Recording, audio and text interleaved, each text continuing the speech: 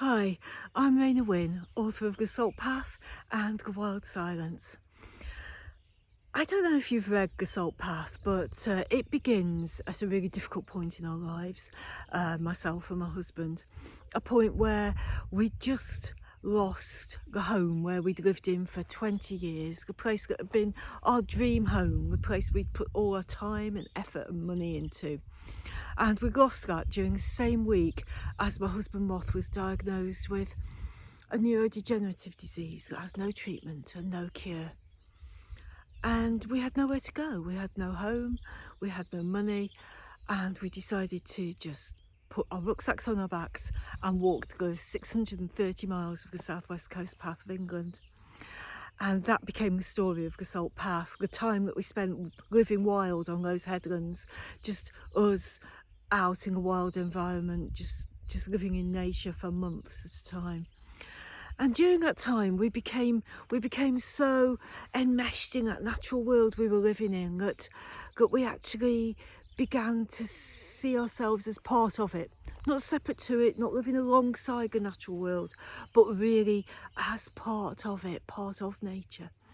And when our walk ended and the Salth Path ended, we just found some accommodation, and really we thought that was everything that we needed. That was going to be the answer to the problems. It was going to lead us out into the life we needed to go forwards. And that's at the point where the wild silence starts, there at that moment in accommodation, back under a roof, back off the headlands. And yet I can't settle. I can't feel relaxed. I just don't know what the problem is. I can't sleep. I can't rest. So much so that it comes to the point where we put a tent up in the bedroom, because that's the only way I find I can actually sleep, is by getting back in that tent.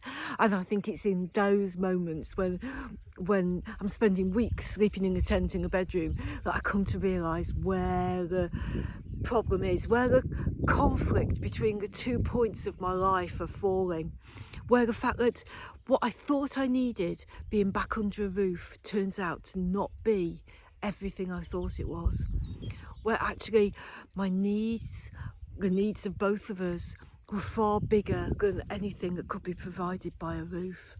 And that we'd come to realise in those months where we lived wild that actually for us home was out there in the wild, in the natural environment, just living with the bird song. Can you hear it? Can you hear the birds twittering away today? And the wind, and just the feel of the salt air on our faces. That was home. That's what had come to represent that feeling of safety and security. That is what we think of home as being. And really, by the time we reach the end of the wild silence, what we're really feeling is a sense that actually home isn't those stone walls that surround us. That home is actually something much deeper than that. It's something within us. It is the thing that, as a person, we need to feel whole, to feel complete. And for us, that was without a doubt the natural world and everything that represented. I'm going to read you a tiny little bit from the wild silence that just illustrates that conflict. We're joining a book at a point where I've had another one of those sleepless nights, and I've got up in the middle of the night and found myself walking out on the coast path, out onto the headlands, and just sitting on the rocks under the stars, in the wind. And I start to realise, as the dawn breaks, I start to realise what the problem is, and that it's within me, and it's something that I have to address. And addressing that problem is really what the wild silence is all about. So I'm just going to read you this tiny little bit. In the faint, greying lift of light, I climbed onto the last rock and sat with my feet hanging over the edge, at the edge of the land and the start of the sea, in a space between worlds, at a time between years, in a life between lives.